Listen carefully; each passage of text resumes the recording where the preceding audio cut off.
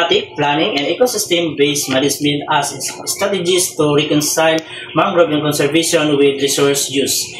And mangroves are critical ecosystem that protects coastlines and store carbon and support marine biodiversity. However, they are under threat from deforestation, aquaculture, and urban development.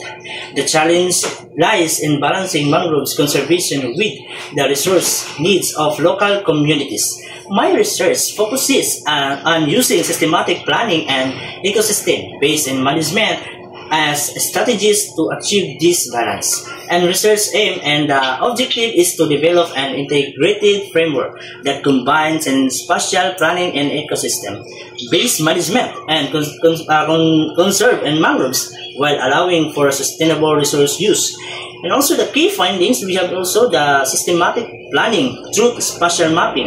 I identified zones for conservation and resource extraction that minimize environmental impacts. This approach ensures that ecologically sensitive areas remain protected while allocating less vulnerable zones for community and economic activities.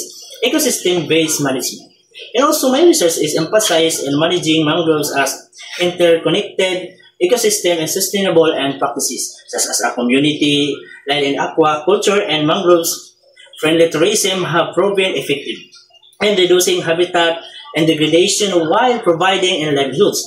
And stakeholders engagement, we have also they are involving in local communities and our policy makers and researchers is essential. Collaborative and management frameworks not only enhance conservation outcomes but also empower and communities to become custodians of their environment.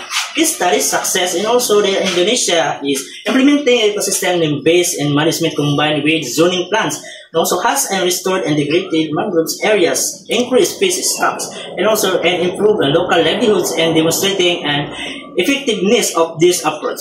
Thank you.